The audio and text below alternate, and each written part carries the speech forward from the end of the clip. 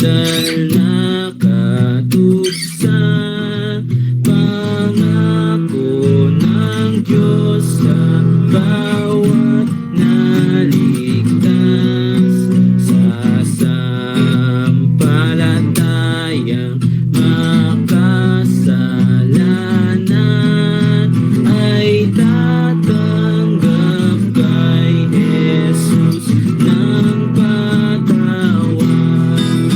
Puri sa Panginoon, piling niya'y pakinggan.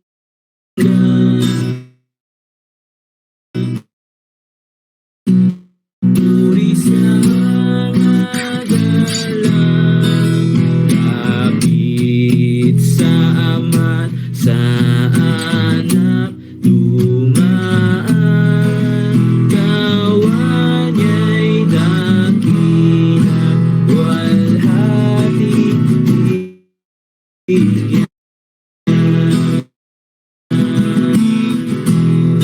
sa ating dakila.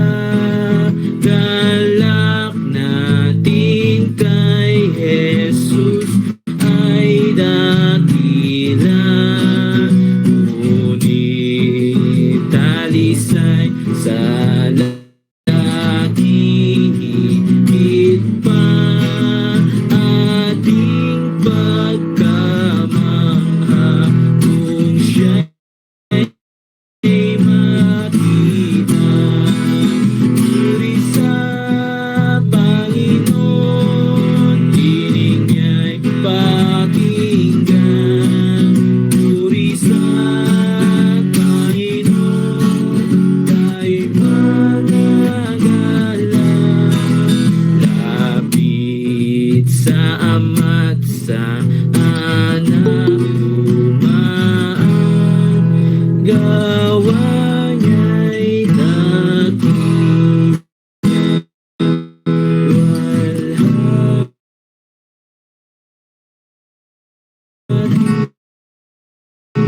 bigyan. Purihin po ang Diyos sa atin pong inawit. Minsan pa po tayong umawit po. Awitin po natin Palasyo sa Kaitaasan po.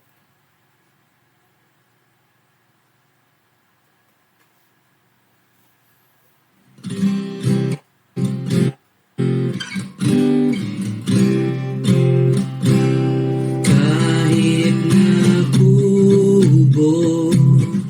ang aming tahanan dito sa lupa, may kasiyahan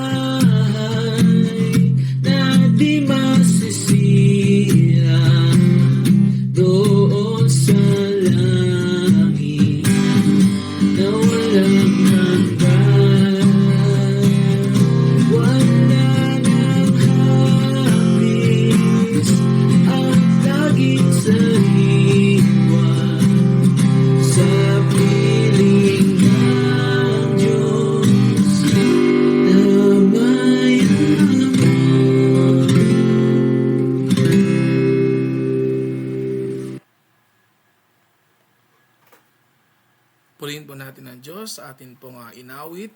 At ngayon po sa ating pong pagsisimula, tayo po ay manalangin at hilingin natin kay Brother EJ na pangunahan po tayo sa prayer.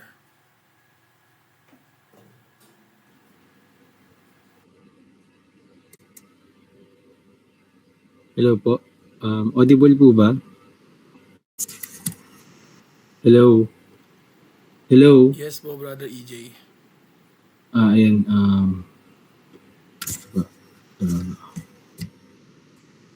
Ayan ba? Manalangin po tayo. Ama namin, dakila, banal at makapangyarihan sa lahat. Kami po yung muli nagpupugay at nalangin sa araw na ito na binigyan niyo po kami ng pagkakataon na muling makapagbuklod-buklod sa aming Bible study bagamat hindi po kami magkakasama. Nilalapit po namin ang aming mga kapatid na wala po sa gabing ito sa anumang pong kadahilanan at ganun din po ang gagamitin niyo po sa gabing ito na maghahayag at magagabay po sa amin upang makapakinig ng yung mga salita. Ganun din po, pinagpapanalangin din po namin ang aming mga kapatid na may karamdaman at humaharap po sa mga bagong hamon ng iyong buhay, na gabayan niyo po ang bawat isa at panatilihing bukas ang puso't isipan na unawain ng mga bagay-bagay. Ito po yung dinadalangin, Panginoon, sa matamis sa pangalan ng iyong anak na si Kristo Jesus. Amen.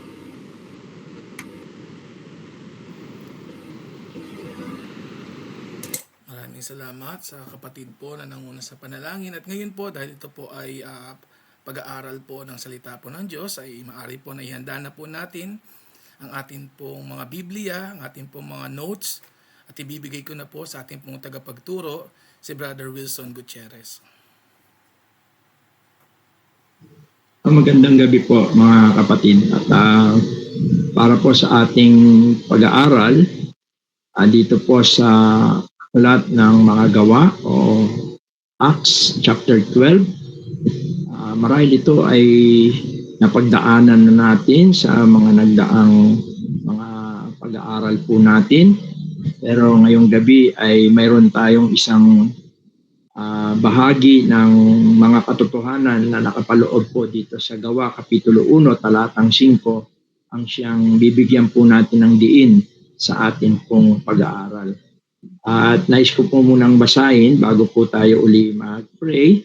Dito po sa Gawa, chapter 12, simula verse 1 po hanggang verse 5. Nang panahon ngang yaon, ay iniunat ni Herodes ang kanyang mga kamay upang pahirapan ang ilan sa iglesia. At pinatay niya sa tabak si Santiago na kapatid ni Juan. At nang makita niya ito'y ikinatuwa ng mga Hudyo, ay kanya namang ipinagpatuloy na hulihin si Pedro at nooy mga araw ng mga tinapay na walang lebadura. At nang siya'y mahuli na niya, ay kanyang inilagay siya sa bilangguan. At siya'y ibinigay sa na tiga-4 na kawal upang siya'y bantayan, na inaakalang siya'y iharap sa bayan pagkatapos ng Paskwa.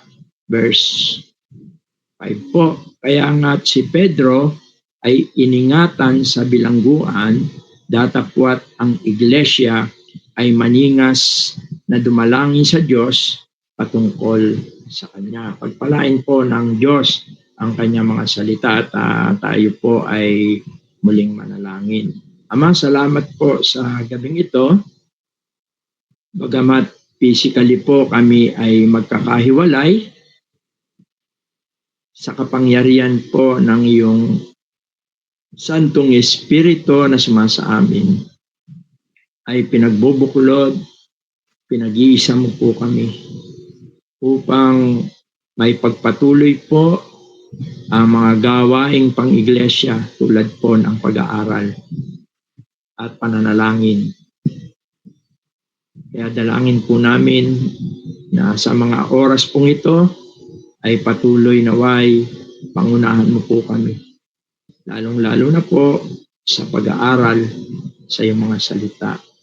Nang sa ganun po, ang iyong mga salita ay maging pagpapala po sa bawat isa po sa amin at bilang isang local na iglesia sa Valenzuela Christian Church. Salamat po, O Diyos. Maasa po kami na sasamahan mo kami sa mga sandali pong ito sa bawat tahanan. At ang lahat po ng ito ay aming samot dalangin sa makapangyarihang pangalan po ng iyong bugtong na anak na si Jesus. Amen. Ang bahagi po na ating mga binasa ay bahagi ng karanasan ng mga unang mananampalataya o ng iglesia doon sa Jerusalem, kung saan ay sa paglago ng iglesia ay nakita po natin ang pagdanas din nila ng mga pag-uusig. Kaya dito po sa atin ay pag-aaralan po natin ang mga ilang katotohanan na nakapaloob po dito sa ating mga binasa. Maliwanag na ang panahon na ito ay panahon ni Herodes, hindi yung si Herodes na una nating nakita sa panahon ng ating Panginoong Jesus. Siya yung ang dakilang Herodes, no? Si King Herod the Great. Bali, parang apo niya na itong Herodes na ito, pero bahagi din siya ng Herod dynasty, kung saan ay mas kilala siya sa tawag na Herod Agrippa, no? At siya ay naging popular din sa panahon na kung saan ay ang iglesia ay lumalago. Siya ay politically motivated. Kaya dito makikita natin nang sabihin yung panahon na ito yung panahon na sabi, iniunat ni Herodes ang kanyang mga kamay. Meaning, ay ginamit niya ang kanyang posisyon, ginamit niya ang kanyang kapangyarihan, ginamit niya ang maraming mga resources as a political leader during that time. Yung para ayon dito ay pahirapan ang ilan sa iglesia, no? Although hindi lahat, pero malinaw na ang tina-target niya ay mga leaders sa church, no? At ang ibig sabihin din ng salitang iniuna ay ibig sabihin ito'y pinalawak, ninanais niya na maraming mga leaders sa church ang kanilang mapahirapan. At ayon dito, ang naging target sa panahon na to ay walang iba kundi si Santiago. Si Santiago na kapatid ni Juan ang sabi, no? At dito sa Mark, bilang reference natin, sa Marcos chapter 3 verse 17, sapagkat si John, si Santiago at si Pedro, sila yung mga tinatawag na inner circle ng ating Panginoong Hesus. Sila yung madalas na kasama noong panahon ng ating Panginoong Hesus. Kaya dito sa Marcos 3 chapter 3 verse 17 at sabi rito, si Santiago na anak ni Zebedeo at si Juan na kapatid ni Santiago, at sila'y pinamagatang Boanerges na sa makatwid bagay mga anak ng hulog. At yan ang bagay na makikita natin na ilang reference na nagpapatunay na si Santiago at si Juan ay magkapatid at sila'y mga lingkod at mga disipulo ng ating Panginoong Hesus. At maliwanag dito na si Santiago ang naging parang pinakapangunahing target. At ayon dito sa verse 2 ng chapter 12, siya ay pinatay niya sa tabak. Meaning siguro maaring siya ay isa sa mga pinugutan ng ulo, no? Ito ay isang mabigat na mga karanasan ng unang iglesia. Sa kabila ng kanilang katapatan sa Panginoon, naranasan nila ang bagay na ito. At yan ay isang challenge sa atin, no? Kung minsan, the more na tayo ay nagiging tapat sa paglilingkod sa Panginoon, at kapag tayo ay nagiging kapaki-pakinabang sa Panginoon, sa kanyang gawain, sa pag-evangelize, ay kung minsan ay nagiging aktibo sa buhay ng isang mananampalataya ang kaaway at walang iba kundi ang dyablo, na siyang marahil ay nag-uudyok dito sa mga taong ito na pahirapan ang mga unang believer. At kung minsan makikita rin natin na sa kabila ng kanilang tapat na paglilingkod,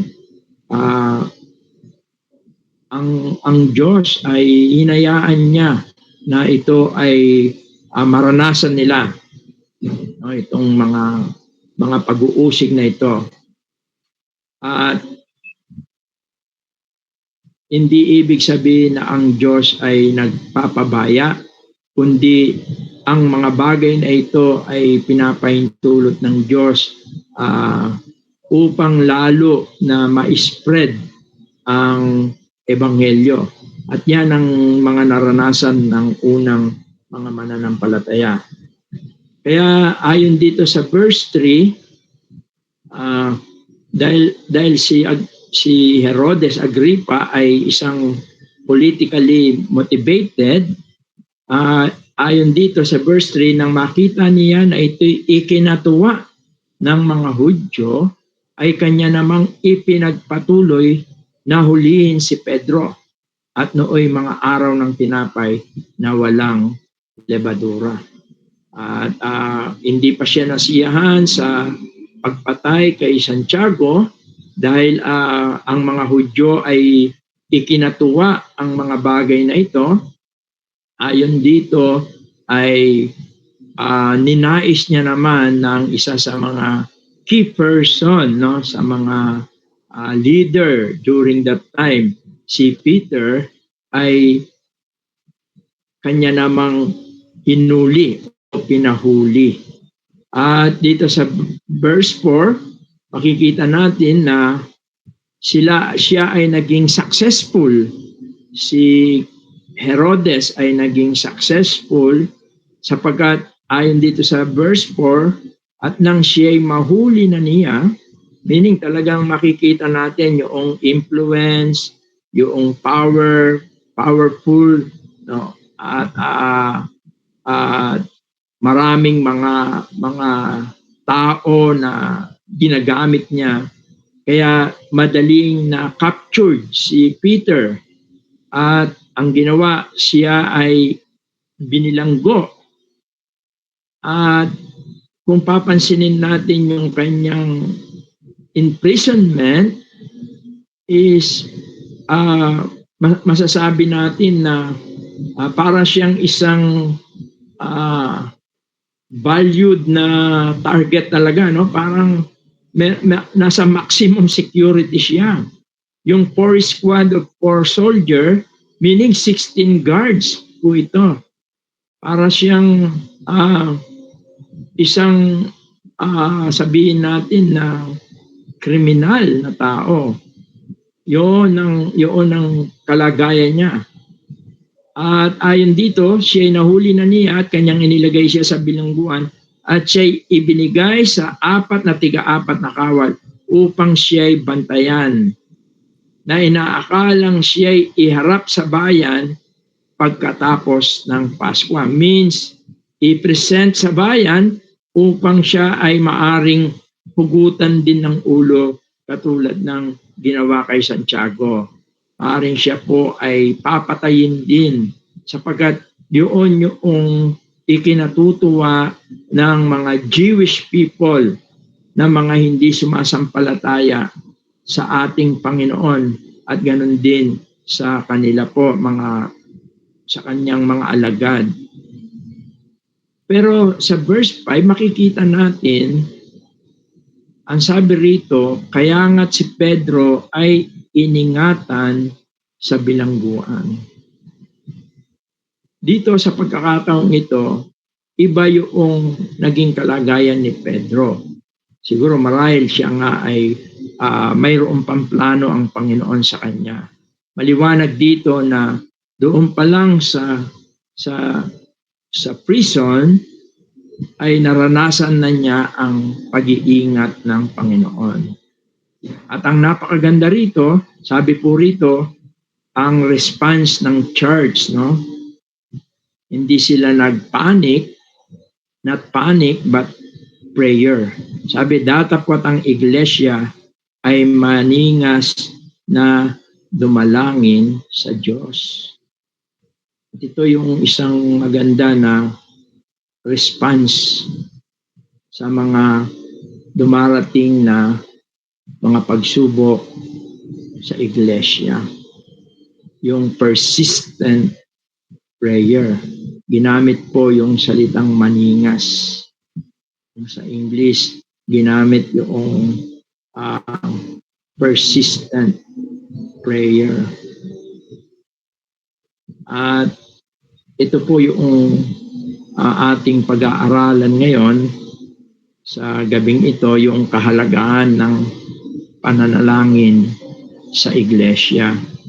The importance of prayer in the church. Kaya po yung prayer meeting, isa po yan sa mga mahalagang pagtitipon ng isang local na iglesia. Sapagkat ang pananalangin ay mahalaga at ipinakita yan sa early church sapagkat sa pananalangin tayo ay maaaring makahingi ng saklolo sa Panginoong Diyos. Sabi nga, prayer connects the church to God.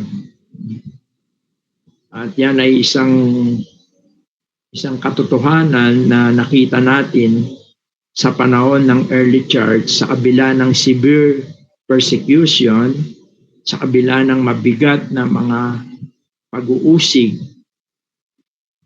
na gawa ng kaaway,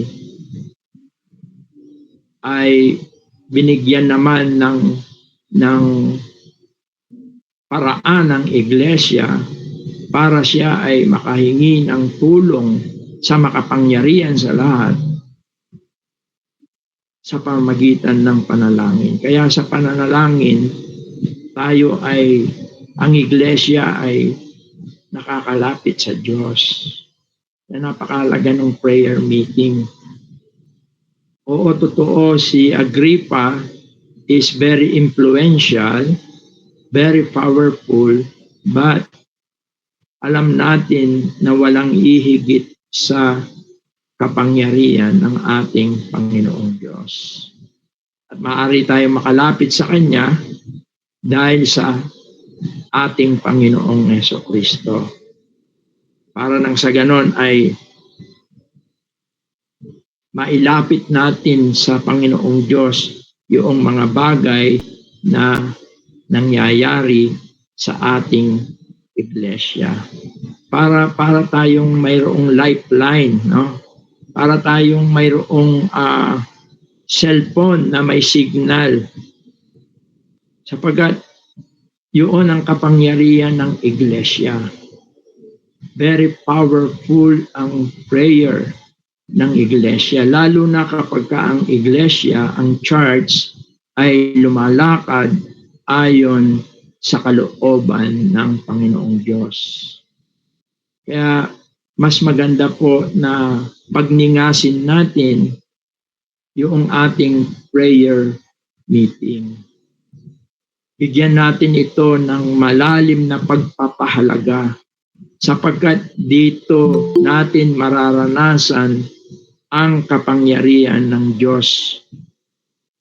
Sapagkat ang pananalangin ay nagdadala ng kapangyarihan. Makikita natin dito sa ating pag-aaral o dito sa ating teksto na noong dito ang sabi sa verse 6, at nang siya'y malapit ng ilabas ni Herodes ng gabiring yaon, ay natutulog si Pedro sa gitna ng dalawang kawal na nagagapos ng dalawang tanikala at ang mga bantay sa harap ng pintuan ay nagbabantay ng bilangguan. Pansinin natin yung ibinunga ng panalangin.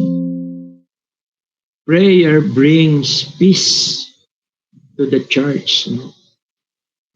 Prayer brings peace. Mayroong dala-dala itong kapayapaan.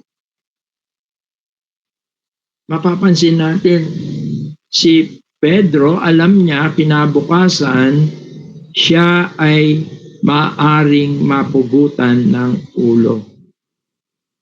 Pero dahil siya, naranasan niya ang pag-iingat ng Panginoong Diyos at naranasan niya ang kapangyarihan ng panalangin ng iglesia, ang sabi rito, natutulog si Pedro sa gitna ng dalawang kawal. Nang gabi rin yaon ay natutulog si Pedro.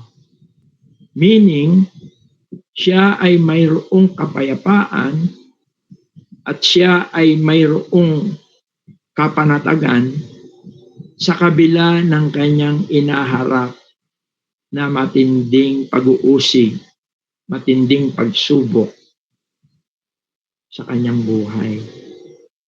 Ito po ang ibinibigay, ibinubunga ng panalangin. Nagdadala po ito ng kapayapaan.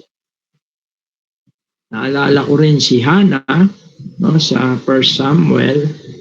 Alam natin yung siya ay napagkamalan pa ng saserdote o ng priest, no, na siya ay maaga na nakainom ng alak sapagkat siya ay dumadalangin sa kanyang puso at gumagalaw ang kanyang labi, subalit walang lumalabas na mga tinig. Pero pagkatapos niyang manalangin, siya'y umuwi ng mapayapa sapagkat naniniwala siya na ang Diyos na makapangyarihan sa lahat ay mas malaki kaysa sa kanyang pangangailangan at sa kanyang mga suliranin. Sabi nga ng isang awit, God is so great. At sabi rin ng isang awit, God is so big, bigger than our problems. Kaya ito po ang idinadala po ng tinatawag na corporate prayer. Lalo na po pagka taus-puso ang pananalangin. Tandaan natin po yan, hindi lang tayo nagkakaroon, nakakalapit sa Panginoong Diyos through prayer upang ating ma-communicate, mapaabot, bagamat ang Diyos alam niya yung mga nakikita niya, ang lahat ng mga nangyayari sa kanyang iglesia. Pero kapag tayo ay sama-sama na nananalangin, ito ay umaabot sa kanya, katulad ng ating nakita dito sa pangyayari sa panahon ng early church. At Ang panalangin ay nagdadala ng kapayapaan. Prayer brings peace in the church. At maliwanag dito. At dito sa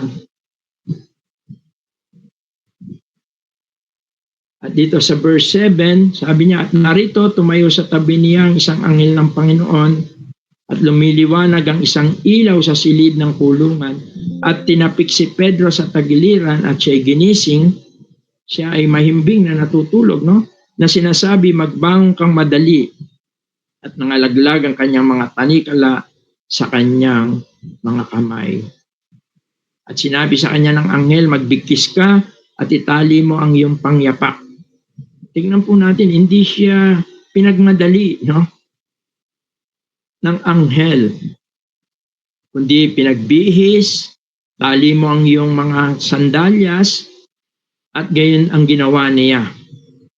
Siya ay, kung titingnan natin dito, yung kanyang obedience, yung kanyang hindi siya nagmadali, hindi siya nataranta, yung kanyang confidence, yung kanyang kapayapaan, makikita natin dito.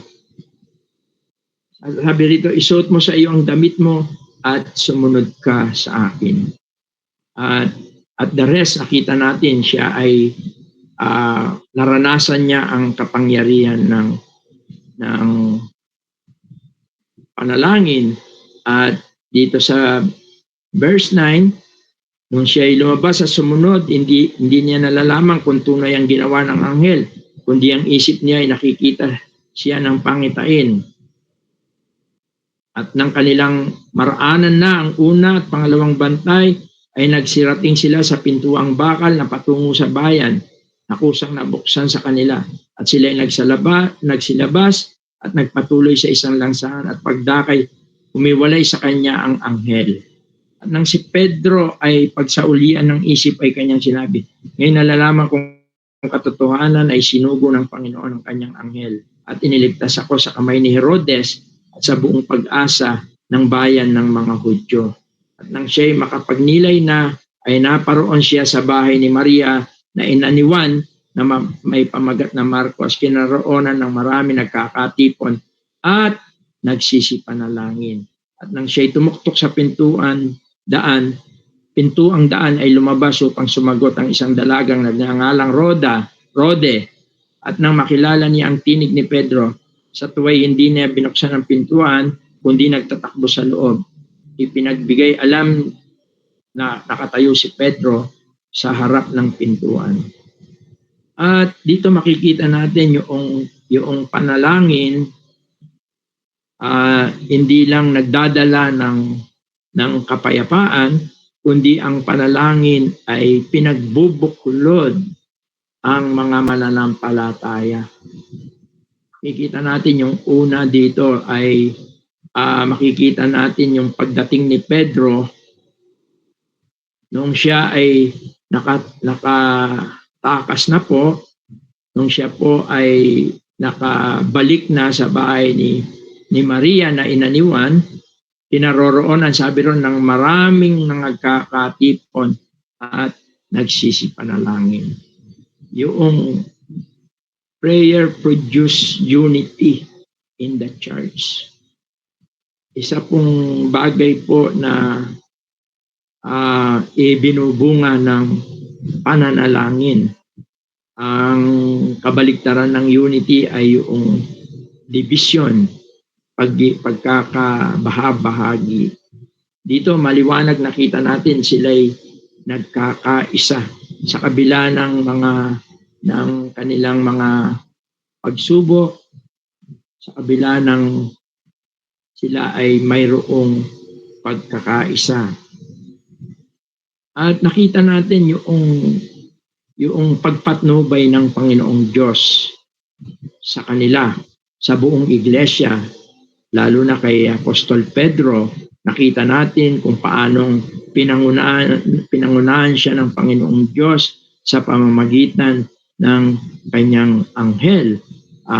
Simula doon sa paghahanda hanggang sa kanyang pag-alis doon sa bilangguan,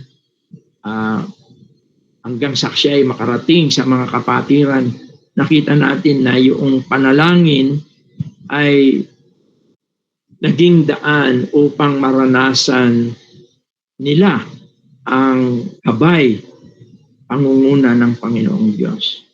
Ganon din sa atin po bilang isang iglesia, para tayo ay maranasan natin ang kamay ng Diyos, ay maganda po na magkaisa tayo sa pananalangin.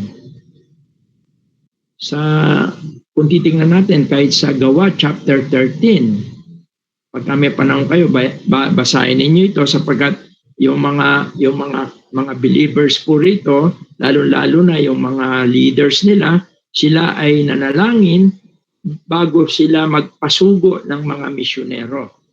Sa pag-iibanghelyo, napakahalaga po niyan, yung pananalangin. Kaya dito makikita natin yung pangunguna ng Panginoong Diyos. Sa panalangin, nararanasan ng iglesia ang pangunguna ng Diyos. Kanina, sa panalangin, pinapakinggan tayo ng Panginoong Diyos. Pangalawa, sa pananalangin, pinapayapa tayo ng Panginoong Diyos. Pangatlo, sa panalangin, tayo ay pinapatnubayan ng Panginoong Diyos.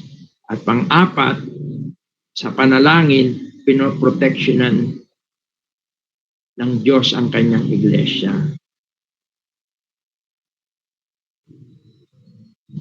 Kaya si Pablo maging sa Efeso, Kapitulo 6, verse 18, sinabi niya na praying always with all prayer.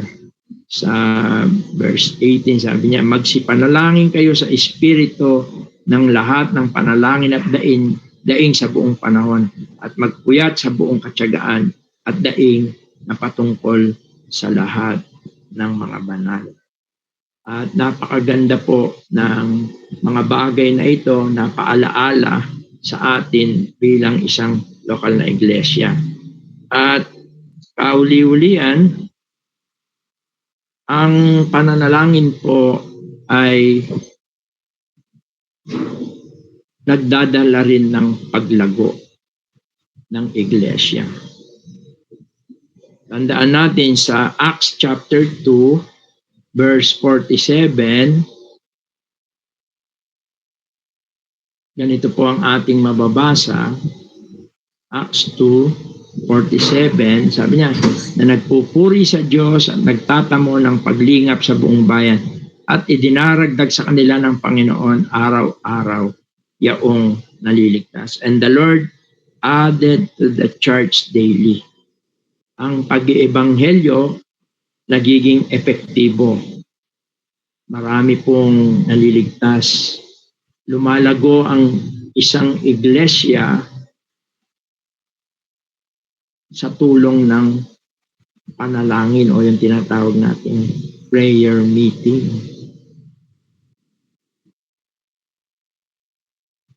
Kaya napakahalaga po na bigyan natin ng pagpapahalaga ang ating pong prayer meeting.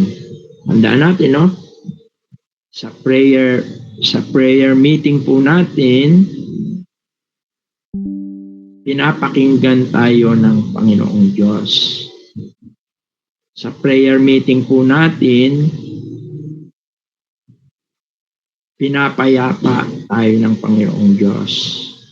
Sa prayer meeting po natin, pinangungunahan tayo ng Panginoong Diyos. Sa prayer meeting po natin, pinoproteksyonan tayo ng Panginoong Diyos. At kauli-ulian, sa prayer meeting din po ng iglesia, pinalalago tayo ng Panginoon. Kaya, ito po yung maganda na maging challenge po natin. Ang ating po bang iglesia ay mapanalanginin?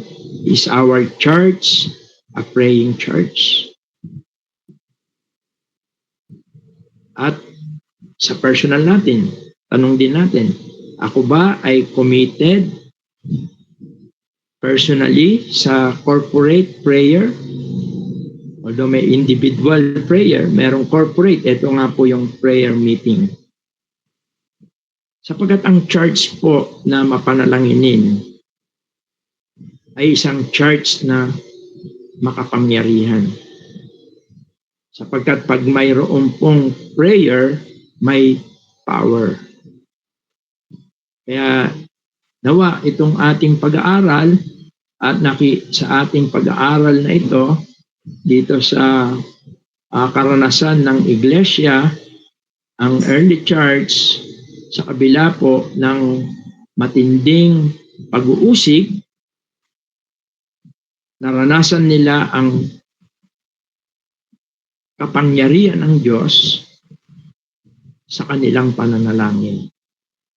At ito ay isa pong paalaala sa atin na bigyan natin ng pagpapahalaga. Magkaisa po tayo na mag-devote ng ating pong mga sarili sa ating pong mga prayer meeting. Although salamat tayo, online yung ating prayer meeting. Pero maganda i-devote natin yung ating pong sarili sa ating mga prayer, lalo na sa prayer meeting. At i-devote natin sa ating mga personal prayer. Makikita po natin, mararanasan natin ang kapangyarihan ng Diyos. Totoo yun na makapangyarihan si Herodes Agrippa, powerful, siya ay very influenced, may posisyon, pero ang Diyos po na nagligtas sa atin sa pamagitan ng ating Panginoong Jesucristo ay higit na makapangyarihan. Kailangan lamang ay may connection tayo sa Kanya through prayers. Let us pray po. Ama, salamat po sa gabing ito. Salamat po sa paalaala sa amin bilang isang lokal na iglesia. Sa kahalagahan po ng pananalangin, nawa ay masumpungan mo po ang Valenzuela Christian Church na isang iglesyang mapanalanginin. Tulungan mo po ang bawat isa po sa amin na makibahagi at italaga ang aming mga sarili sa pakikiisa sa pananalangin. Sapagkat nakita po namin ang mabuting daladala nito sa iyong iglesia. Patawarin mo po kami kung ito po ay hindi namin binigyan ng pagpapahalaga sa mga nagdaang panahon, na siyang nagiging dahilan bakit ang iyong iglesia ay umihina. Nawa po, simula sa mga sandali pong ito, ay italaga ng bawat isa ang aming mga sarili sa pakikibahagi sa pulong panalangin, sapagkat nakita po namin ang mabuting idinudulot nito. Sapagkat sa pananalangin po namin, maaari po naming maranasan ang iyong walang hanggang kapangyarihan. Sa kabila ng mga suliranin, pag-uusig, maaari po namin itong malagpasan at mapagtagumpayan ng may kapayapaan sa pamamagitan po ng sama-samang pananalangin. Pagpalain mo po, O Diyos, ang iyong mga salita. Pagpalain mo po ang Valenzuela Christian Church. Ang lahat po ng ito ay aming samad dalangin sa makapangyarihang pangalan po ng iyong bugtong na anak na si Jesus. Amen. Evening and God bless po sa bawat isa.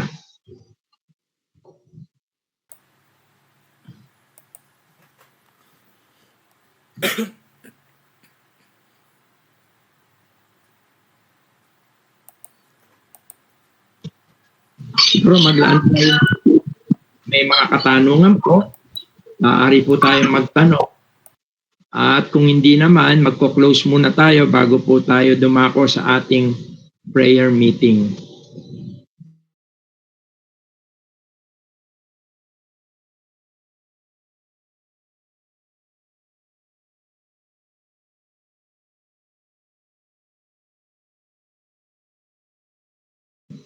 Meron po ba tayong mga katanungan po regarding dito sa atin na pag-aralan, the importance of prayer in the church, ang kahalagahan po ng pakikibahagi sa pulong panalangin ng iglesia.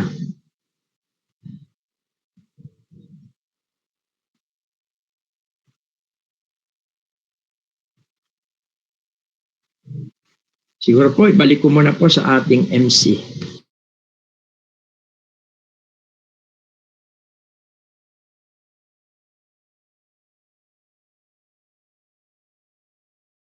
Last call po mga kapatid.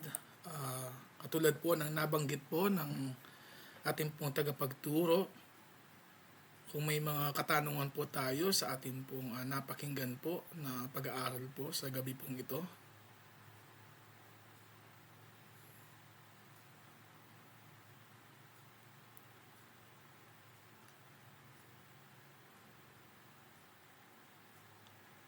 Sige po, kung wala po tayo naging tanong, nawa sa ating pong naging pag-aaral po, ito na po na naging maliwanag po sa atin ang naituro po sa gabi pong ito.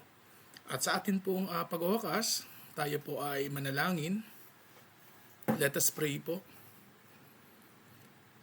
Ama naming Diyos na banal, dakila at makapangyarihan po sa lahat, lubos ka po naming pinupuri at pinasasalamatan po sa lumipas pong mga sandali, sa patnubay po ninyo sa amin, sa pag-aaral po ng inyo pong mga salita. Maraming salamat po, Ama, sa napakabiyaya pong oras po na kung saan po ay ang inyo pong mga salita ay naging pong gabay po namin po upang lalo po ang niyo po iglesia po sa Valenzuela po ay lumago at patuloy nakita po namin ang kahalagahan po ng pananalangin po. Nawa ay ang dalangin po namin ay masumpungan po ninyo ang bawat isa po sa amin na nagbibigay po ng pagpapahalaga po sa napakahalaga na gawain po nito. Nasumpungan po namin sa amin pong pag-aaral kung paano po na pinangunahan niyo po ang niyo po iglesia sa kanila pong maningas po na pananalangin po sa inyo. Tulungan niyo po ang niyo pong iglesia dito po sa Valenzuela na makita po na maningas din po na nananalangin po at nagbibigay po ng pagpapahalaga po sa prayer meeting bilang isa po sa consecutive meetings po ng church. At patuloy po aming pong pinapasalamatan po ang anak niyo po na ginamit po na nagayag po ng ipong mga salita. Ang patuloy po namin dalangin, pangunahan niyo po siya sa kanya pong buhay, igawad po ang kalakasan pong pisikal sa pagpapatuloy po sa mga ministeryo po na pinagkalob niyo po sa kanya. At sa susunod po na gawain po sa prayer meeting, patuloy na kayo po ang manguna po sa bawat isa po sa amin. Ang lahat pong ito, Ama, ay aming pong sinasamo at idinadalangin sa tanging pangalan lamang po ni ipong bugtong na anak na si Kristo Jesus. Amen.